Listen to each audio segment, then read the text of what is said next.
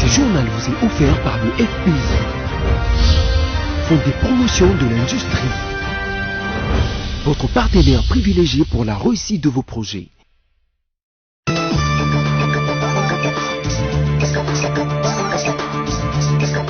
Merci de nous avoir choisis pour vous informer, mesdames, messieurs, voici nos titres. C'est pour garantir la bonne gouvernance et assurer la canalisation des recettes de la République que le Premier ministre Sylvestre Ilunga Ilunkamba a conféré le lundi 12 août 2019 avec les directeurs des entreprises génératrices de recettes dont la DGDA, la DGRAD et la DGI.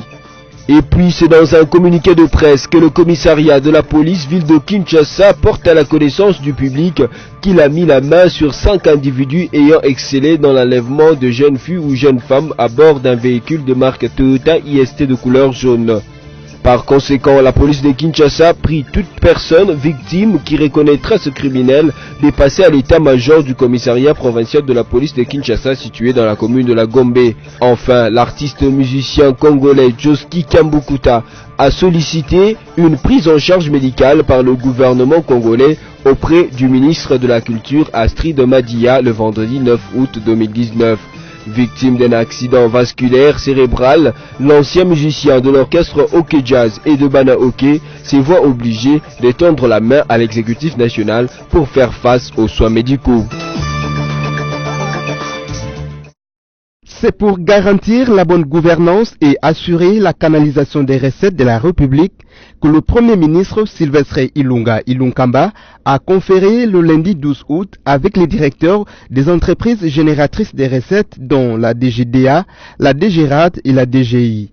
Au cœur de leur entretien, le mécanisme de collecte des recettes pour que la totalité entre dans la caisse de l'État, a déclaré la cellule de communication de la primature. Ici est de rappeler que toutes ces rencontres entre le chef de l'exécutif national et les patrons des entreprises génératrices des recettes s'inscrivent dans le but de former un nouveau gouvernement et de lui donner les moyens de bien travailler une fois installé. La Direction générale des douanes et axes DGDA, la Direction générale des impôts DGI et la Direction générale des recettes administratives DGRAD sont allés rendre compte au Premier ministre pour un bon démarrage d'une nouvelle ère en RDC en général et au sein de leurs entreprises en particulier. Déposer les armes et venir discuter avec le gouvernement, voilà l'appel lancé par Jean Bamanissa, gouverneur de la province de l'Ituri, qui estime que l'heure est arrivée pour construire et développer cette province. Ce message a été lancé lors du précantonnement de miliciens de la force de résistance patriotique de l'Ituri qui se rendent aux autorités congolaises. Le numéro 1 de la province de l'Ituri a promis qu'un programme de développement va se mettre en place. Nous allons écrire un programme pour le développement et la stabilité de l'Ituri. Nous espérons que la population va prendre part à ces programmes pour que nous puissions faire de l'Ituri une province prospère, a expliqué Jean Bamanissa. De ces faits, le gouverneur de cette province salue l'engagement de tout le parti, principalement du chef de l'État, qui a soutenu le programme Strarec, un programme du gouvernement essentiellement conçu pour les régions affectées par les conflits armés.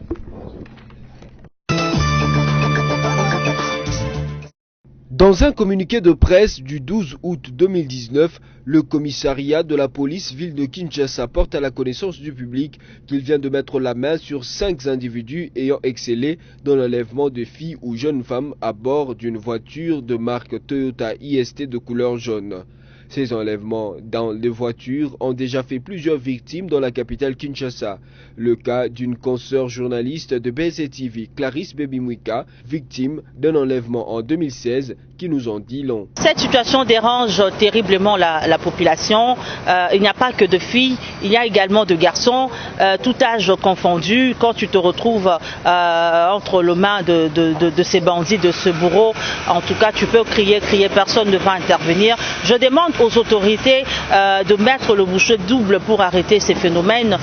Nous avons appris que certains ont été déjà arrêtés, certains bandits sont aux arrêts actuellement. Je demande que la police, que que même le chef de l'État s'implique, que toutes les autorités s'impliquent pour que ces phénomènes s'arrêtent complètement, afin de sécuriser, que ce soit le journaliste, parce que j'apprends que mes consoeurs sont de plus en plus victimes de ces phénomènes. Je demande que nous soyons sécurisés, que toute la population soit sécurisée. S'il faut aller jusqu'au dernier souffle, que les autorités arrivent à appliquer toute leur énergie pour que le phénomène kidnapping, enlèvement, je ne sais pas comment le nommer, prenne fin à Kinshasa, pourquoi pas dans toute la République démocratique du Congo. Pour ces derniers cas enregistrés, la police de Kinshasa a pris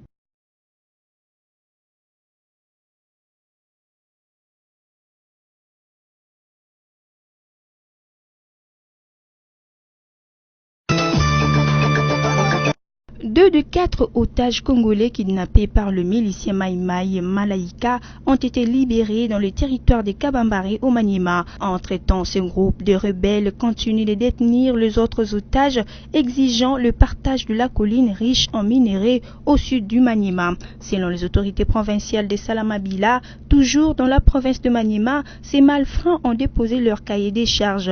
Dans ces documents mal intentionnés, le milicien Mai Mai Malaika exige le partage de la dite colline pour qu'il bénéficie de façon artisanale de l'exploitation de l'or. Aussi conditionne-t-il sévèrement la libération d'autres otages par l'autorisation de conquérir cette colline riche en or. Par ailleurs, les autorités provinciales poursuivent des négociations pour restaurer la paix dans cette partie du territoire national congolais.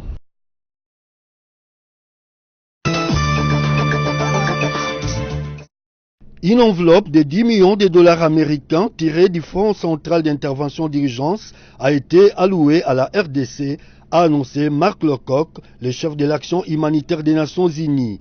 D'après ces fonctionnaires internationaux, cette contribution va répondre à plusieurs besoins, notamment le renforcement de mesures de prévention, de contrôle des infections, tout en apportant un soutien psychosocial et nutritionnel aux personnes touchées. Craignant les risques de propagation de la maladie à virus d'Ebola dans les milieux environnants, Marc Lecoq a indiqué que l'enveloppe mise à la disposition de la RDC permettra la détection rapide des nouveaux cas et d'apporter une assistance aux personnes qui ont perdu leurs proches. En dehors de l'assistance financière en faveur de la RDC, les Nations Unies et d'autres structures conjuguent des efforts pour créer un environnement favorable à la santé publique. Après sa marche empêchée du samedi 10 août 2019, enfin la FDCA sera ce jeudi 15 août dans la rue. Les 4 fédérations de l'Alliance des forces démocratiques du Congo et alliés ont pour ces faire informer le gouverneur de la ville-province de Kinshasa de la tenue pacifique d'une nouvelle marche. La base, la FDCA signale que cette manifestation silencieuse partira du secrétariat général du dit regroupement politique situé sur l'avenue des Libérations ex-24 novembre pour chuter sur la place royale en face de l'immeuble du gouvernement où un mémorandum sera déposé au cabinet du Premier ministre. Cette nouvelle marche, selon les organisateurs, est en conformité avec le prescrit de l'article 26 de la Constitution. Enfin, la marche de ce jeudi 15 août 2019, selon le groupe des organisateurs, vise à soutenir le sénateur Modeste Bahati Lukwebo en sa qualité de président national et d'autorité morale de la FDCA. Il s'est de signaler qu'au sujet du dédoublement de la FDCA, le Conseil national de suivi de l'accord de la Saint-Sylvestre CNSA a tranché. Seul Modeste Bahati Lukwebo est le président national et l'autorité morale du regroupement AFDCA. Le CNSA a ainsi signifié sa décision de trancher en faveur de Bahati en précisant que ce dernier est reconnu et a le droit de présenter les candidats ministres et vice-ministres auprès du Premier ministre Sylvestre Ilunga.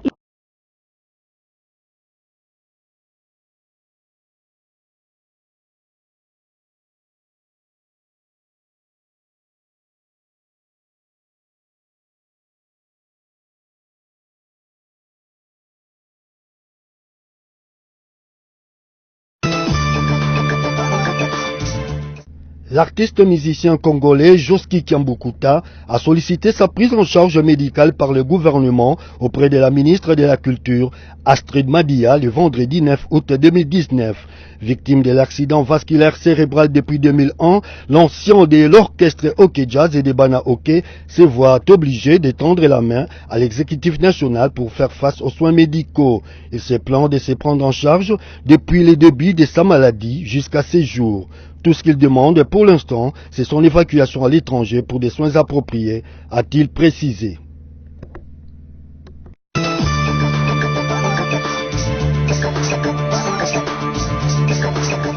Si vous nous avez pris en cours de diffusion, je vous convie à suivre le rappel de titre. C'est pour garantir la bonne gouvernance et assurer la canalisation des recettes de la République que le Premier ministre Sylvestre Ilunga Ilunkamba a conféré le lundi 12 août 2019 avec les directeurs des entreprises génératrices de recettes dont la DGDA, la DGRAD et la DGI.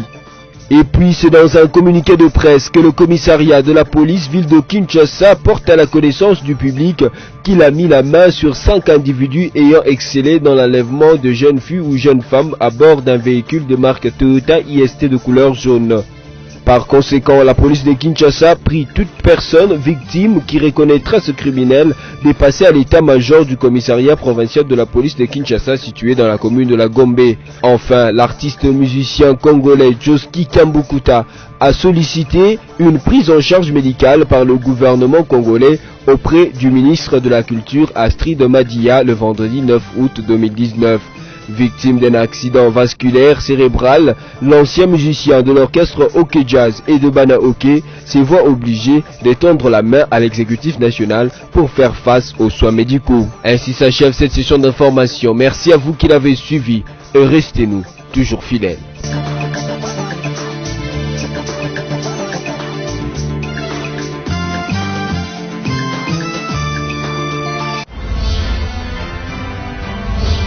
Ce journal vous a été offert par le FPI, Fonds des promotions de l'industrie, votre partenaire privilégié pour la réussite de vos projets.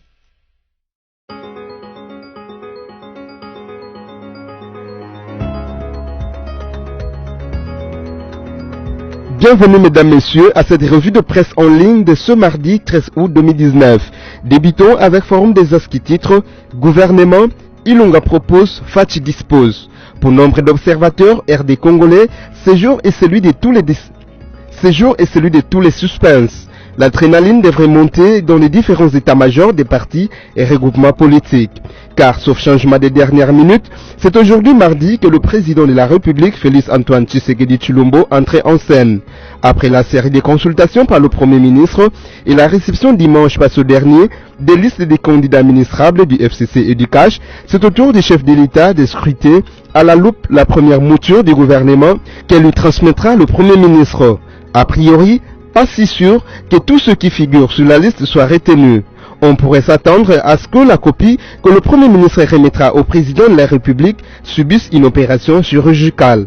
À l'instar d'un professeur, Fachi pourra recaler tel candidat et laisser passer tel autre, car la Constitution lui reconnaît cette prérogative de nommer ou de relever les cas échéants de leurs fonctions selon les cas les membres du gouvernement.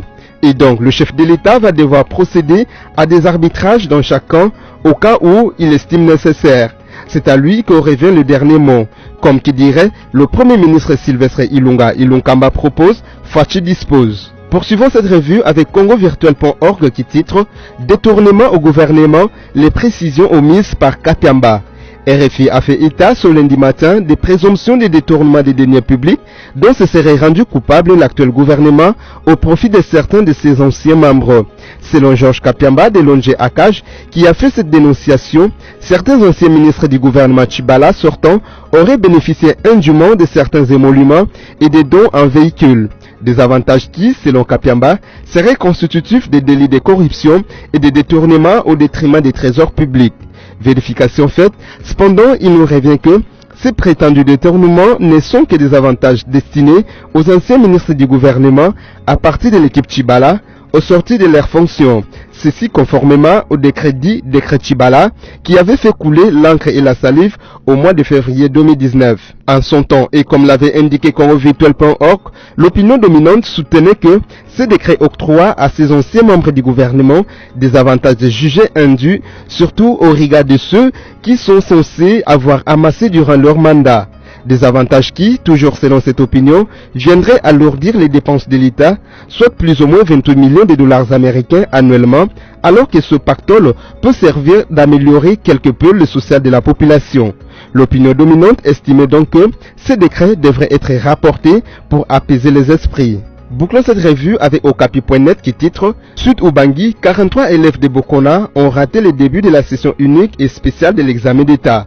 43 élèves finalistes du secondaire de la localité de Bokona ont raté lundi 12 août le début de la session ordinaire de l'examen d'État à Dongo dans la province éducationnelle du Sud Ubangi 2. Selon le ministre provincial de l'éducation, Nerfi Lopila, ces écoliers ont évoqué les difficultés liées à la distance de 120 km les séparant de Dongo, lieu de détournement de ces épreuves. Ces épreuves avaient été décalées à cause des conflits entre les habitants de Butungu et de Bokona. 93 finalistes étaient attendus, mais seuls 50 se sont présentés. Selon le ministre provincial de l'éducation, la raison de l'absence de ces 43 élèves de Bokona ne serait pas la distance, mais plutôt des tensions entre habitants de Butungu et de Bokona et des conflits de politiciens. Les politiciens manipulent non seulement les élèves, mais aussi les populations de ces localités, déplore Nerfi Mopila. C'est la fin de cette revue de presse. Merci de votre attention soutenue et restez branchés sur les antennes de BCTV.